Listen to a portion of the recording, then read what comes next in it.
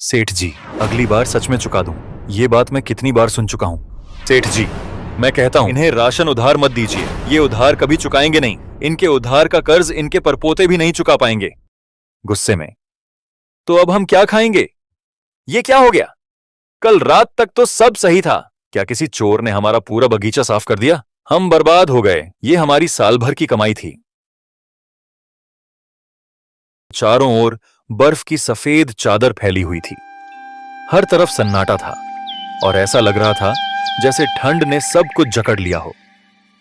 छोटे छोटे घर बर्फ से ढके थे और धुआं निकलता देखकर ही अंदाजा लग रहा था कि अंदर लोग ठंड से बचने के लिए चूल्हे जलाए बैठे हैं। गांव के एक कोने में सबसे पुराना और सबसे जर्जर घर था।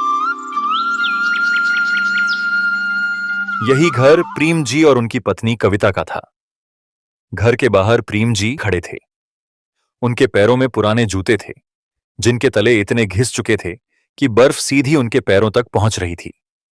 प्रेम जी अपने आप से बड़बड़ाते हुए, हे भगवान, ये ठंड हर साल और बढ़ती जा रही है। पता नहीं इस बार बर्फ खत्म होगी भी या नहीं। घर के अंदर कविता चूल्हे के पास बैठी थी। उसने चूल्हे में लकड़ियां रखी थीं, लेकिन वे इतनी गीली थीं कि जलने का नाम नहीं ले रही थीं। वह गुस्से में चूल्हे को थपथपा रही थी। कविता बड़बड़ाते हुए, बस, जलने का नाम नहीं लेती, और ऊपर से ये ठंड, लगता है पूरा घर बर्फ में तब्दील हो जाएगा। इतने में दरवाजे से एक तेज हवा का झोंका आया और उसके साथ ही प्रेम जी अंदर घुसे। उनकी दाढ़ी पर बर्फ जम गई थी और चेहरे पर थकान की लकीरें साफ नजर आ रही थीं। कविता गुस्से में, क्या हुआ? फिर बाहर क्या करने गए थे? सोचा शायद कुछ सूखी लकड़ियां मिल जाएं, लेकिन सब गीली थीं। तुम्हारे सोचने से कभी कुछ बदला है क्या? हर बार लकड़ियां ढूंढने जाते हो और खाली हाथ आते हो। राशन खत्म हो गया है। आज रात क्या खाएंगे? थोड़ा सब्र रखो। कल भेड़ों को दूसरे गांव लेकर जाऊंगा। उनका दूध बेचकर कुछ राशन का इंतजाम कर लूंगा। कविता व्यंग्य करते हुए, तुम्हारा ये कल कभी आज में बदलेगा भी या नहीं? हर बार यही बहाना सुनती हूं। अगर मैं अम्मा की बात मानकर किसी और से शादी कर लेती तो कम से कम इस ठंड में भूखी न रहती। यह सुनकर प्रेम जी का चेहरा शर्म से झुक गया। उन्होंने कुछ नहीं कहा। घर में सन्नाटा छा गया।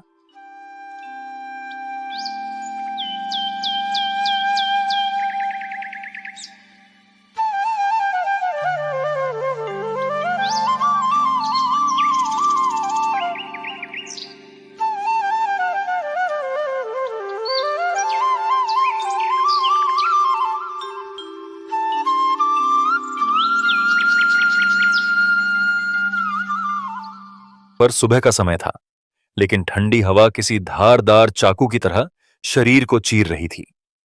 बर्फ की चादर हर तरफ फैली हुई थी और भारी कदमों से किराने की दुकान की ओर बढ़ने लगे। उनकी चाल धीमी थी, जैसे उनके पैर भी ठंड से जवाब दे चुके हों। गांव की गलियों से गुजरते हुए उनके झुके कंधे और चेहरे पर चिंता की लकीरें साफ दिख रही थीं। प्रेम जी मन ही मन, भगवान, इस बार सेठ जी मना न करें। अगर आज राशन न मिला तो घर में भूख से मरने की नौबत आ जाएगी। कविता को कैसे समझाऊंगा? गांव की सबसे बड़ी किराने की दुकान आलू सेठ की थी। पर कुछ लड़के बैठे थे। वे दुकान के पास हर रोज मजाक और हंसी ठिठोली करते थे। जैसे ही उन्होंने दूर से प्रेम जी को देखा, उनकी शरारती आंखों में चमक आ गई। देखो देखो, हमारे गांव के महान राजा आ रहे हैं। लगता है आज भी उधार मांगने आएंगे। हंसते हुए, उधार? अरे भाई, ये तो उस सेठ से भी उधार मांगेंगे जो खुद कर्ज में डूबा हो। और ये झोला? झोला तो खाली है, लेकिन इनके इरादे बहुत भारी हैं। सेठ जी से राशन का पूरा गोदाम मांगने आए होंगे। और इनके कपड़े देखो, बाबा के कपड़े कह रहे हैं हमें भी रिटायर कर दो। दुकान के पास आते आते प्रेम जी ने उनकी बातें सुन ली थीं, लेकिन उन्होंने कुछ नहीं कहा।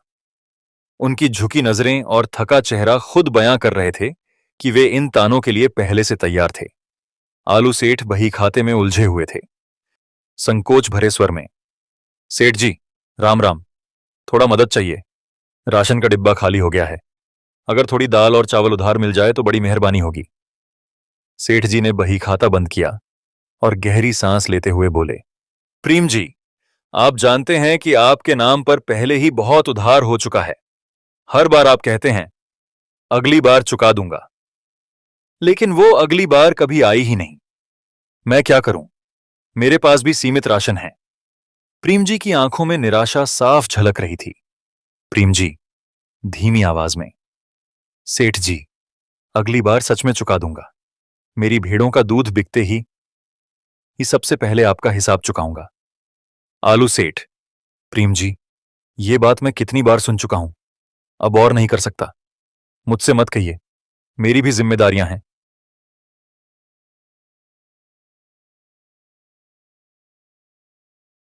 सेठ जी, मैं कहता हूं, इन्हें राशन उधार मत दीजिए। ये उधार कभी चुकाएंगे नहीं। इनके उधार का कर्ज इनके परपोते भी नहीं चुका पाएंगे। प्रीम जी ने अपने भीतर से हिम्मत जुटाई और लड़कों की ओर पलटे। प्रीम जी, धीमे स्वर में, बेटा, गरीबी का मजाक मत उड़ाओ। तुम्हें क्या पता भूख क्या होती है। जब तुम घर पर गरम गरम खाना खाते हो तो सोचो, किसी का घर ऐसा भी है जहां पानी पीकर सोना पड़ता है। बाबा, हम गरीबी का मजाक नहीं उड़ा रहे। हम आपकी बहादुरी की तारीफ कर रहे हैं। इतनी ठंड में भी आप अपनी झोली लेकर यहां तक आ गए। ये कम साहस की बात है क्या? और हां, हमें भूख के बारे में कुछ नहीं पता। हमारे खेत तो सेब के पहाड़ से भरे पड़े हैं, लेकिन हमें यह जरूर पता है कि खाली पेट बहाने बनाने वाले ज्यादा भूखे रहते हैं। तुम लोग यहां मजाक उड़ाने आए हो या कुछ खरीदने? अगर कुछ काम नहीं है तो बाहर जाकर बैठो। प्रीम जी की बेबसी और दुकान से बाहर निकलना, प्रीम जी ये सब सुनकर अब और नहीं झेल सके। उन्होंने खाली झोला उठाया और सिर झुकाए बाहर निकलने लगे। दुकान से खाली हाथ लौटते हुए प्रीम जी के कदम भारी हो गए थे। बर्फ उनके पुराने जूतों के अंदर तक घुस चुकी थी और ठंडी हवा उनके चेहरे पर थप्पड़ मार रही थी। हर कदम के साथ उनके मन में एक ही सवाल गूंज रहा था, कविता से कैसे कहूं कि आज भी खाली हाथ लौटा हूं। कविता बिना उनकी तरफ देखे, आ गए? झोले में राशन नहीं दिख रहा? क्या सेठ ने मना कर दिया? प्रीम जी, धीमे स्वर में, सेठ ने कहा, पहले पुराना उधार चुका दूं। कविता ने यह सुनते ही चूल्हे को छोड़ दिया और गुस्से से उनकी ओर घूमी। कविता गुस्से में, तो अब हम क्या खाएंगे? ये बर्फ? तुम हर बार यही कहते हो, कल राशन ले आऊंगा, कल दूध बेच दूंगा, लेकिन वो कल कभी आता ही नहीं। पता है, मेरे पेट में पानी के अलावा कुछ नहीं गया और तुम्हारी इन भेड़ों से तो बस भूसा मिलता है। प्रीम जी, धीरे धीरे, कविता, मैं सच में कोशिश कर रहा हूं, लेकिन इस ठंड में भेड़ों का दूध भी बिकने लायक नहीं है। तुम्हारे करने का क्या फायदा जब हर बार खाली झोला लेकर आते हो? मुझे ही कुछ करना पड़ेगा। अगर मैं अम्मा की बात मानकर किसी और से शादी कर लेती तो कम से कम भूखी न रहती। घर के कोने में प्रीम जी की दोनों भेड़ें दुबकी हुई थीं, भूख और ठंड से कांप रही थीं। कविता ने उनकी ओर इशारा करते हुए कहा, इनसे तुम्हें कुछ मिलेगा, यह सोचना भी एक मजाक है। इन्हें बेच दो, शायद तब हमें कुछ खाना नसीब हो जाए। प्रीम जी ने भेड़ों की तरफ देखा। उनके लिए ये सिर्फ जानवर नहीं थीं, ये उनके लिए परिवार का हिस्सा थीं। लेकिन कविता की बातों ने उनके आत्मसम्मान को और चोट पहुंचाई। प्रीम जी, नरम आवाज में, कविता, भेड़ों को बेचना हल नहीं है। इनका दूध ही हमारा सहारा है। थोड़ा और सब्र करो। कविता चूल्हे के पास जाकर बैठ गई। उनकी आंखों में आंसू थे, लेकिन उन्होंने प्रीम जी को दिखाने की कोशिश नहीं की। कविता आह भरते हुए, सब्र? सब्र से पेट नहीं भरता प्रीम जी। ये बर्फ और ठंड हमें खत्म कर देगी। भगवान ने हमारी किस्मत में शायद भूख ही लिखी है। रात का अंधेरा और प्रीम जी की बेचैनी। उस रात घर में खाना नहीं बना। प्रीम जी और कविता दोनों ने सिर्फ पानी पीकर रात बिताई। प्रीम जी खाट पर लेटे थे, लेकिन उनकी आंखें छत को देख रही थीं। उनकी छत की दरारों से बर्फ की बूंदें टपक रही थीं। प्रीम जी, मन ही मन, कविता को कैसे समझाऊं? मैं पूरी कोशिश कर रहा हूं, लेकिन हर बार नाकाम हो जाता हूं।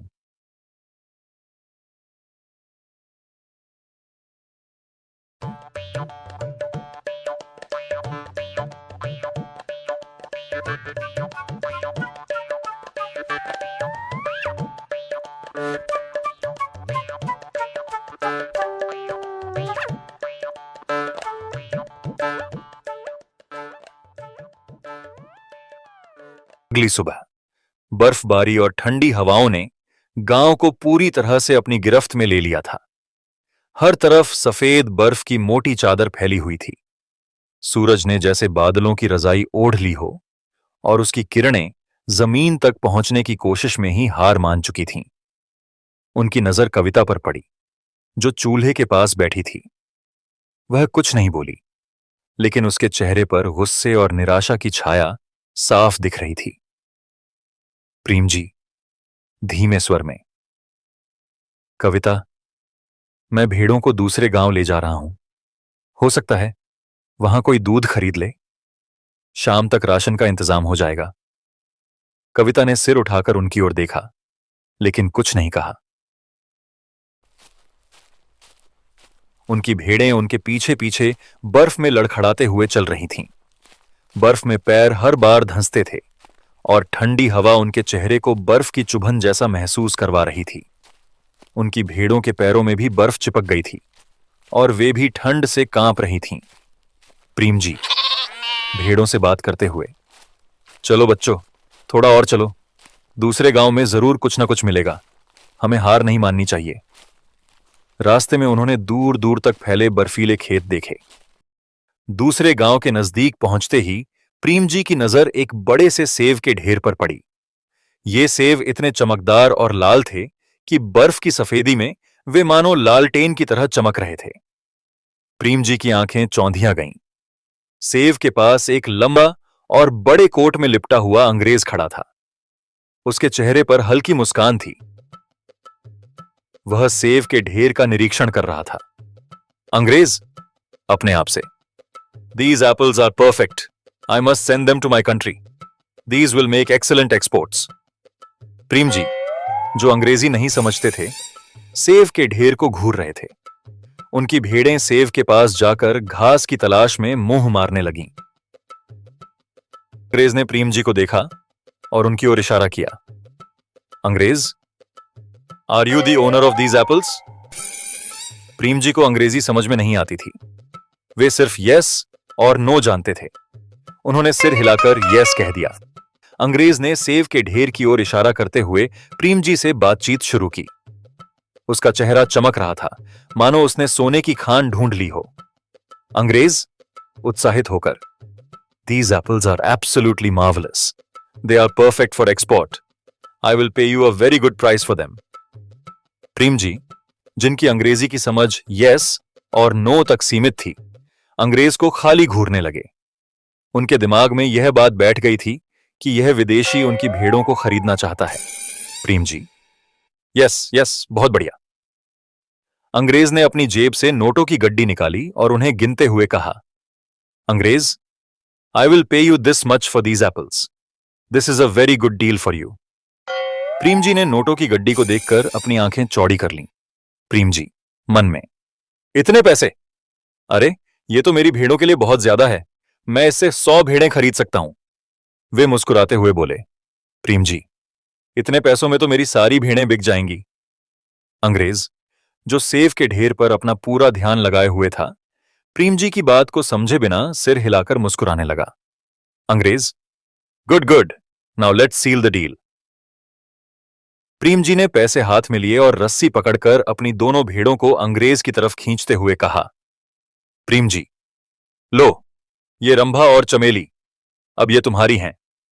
अंग्रेज, जो सेवों को ट्रक में लदवाने की तैयारी कर रहा था, भेड़ों को देखकर थोड़ा चौंका। अंग्रेज, what is this? Sheep? Why are you giving me these sheep? Prem ji ने अंग्रेज की हैरानी को नजरअंदाज करते हुए कहा, प्रेम जी, अरे भाई, ये भेड़ें बहुत खास हैं। इनका दूध पीकर तो राजा महाराजा भी खुश हो जाएं। अंग्रेज, जिसे प्रेम जी की बात समझ नहीं आ रही थी, सेवों की तरफ इशारा करते हुए जोर से बोला, अंग्रेज, I don't want your sheep. I bought these apples, not your sheep. Prem ji, जो अंग्रेजी के एप्पल्स और शीप में फर्क नहीं समझते थे, अंग्रेज की बात को पूरी तरह से अनसुना कर गए।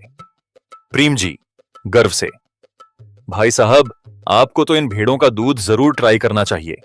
ये भेड़ें किसी को निराश नहीं करेंगी। देखो ये कितनी सीधी सादी हैं। रंभा तो गाती भी है। Sings? What are you even saying? I want apples, not these sheep. अरे हां, समझ गया। आप कह रहे हो कि भेड़ें गाती हैं और यह सच है। रंभा और चमेली तो पूरे गांव की जान है, लेकिन अब ये आपकी हैं। अंग्रेज ने माथा पकड़ लिया। वह सेब के ढेर की तरफ इशारा करते हुए चिल्लाया, अंग्रेज, apples! I paid for these apples, not for these sheep. अरे हां सेब, सेब की क्या बात कर रहे हो? ये भेड़ें तुम्हारे लिए जन्नत हैं। सेब तो हर कोई खा सकता है, लेकिन भेड़ें, ये सिर्फ अमीरों के लिए हैं। अंग्रेज का धैर्य जवाब देता है। अंग्रेज ने गहरी सांस ली और अपने हाथ से सेबों की तरफ इशारा करते हुए कहा, I am talking about these apples. I paid you for these apples. Do you understand? Yes yes, सब समझ गया।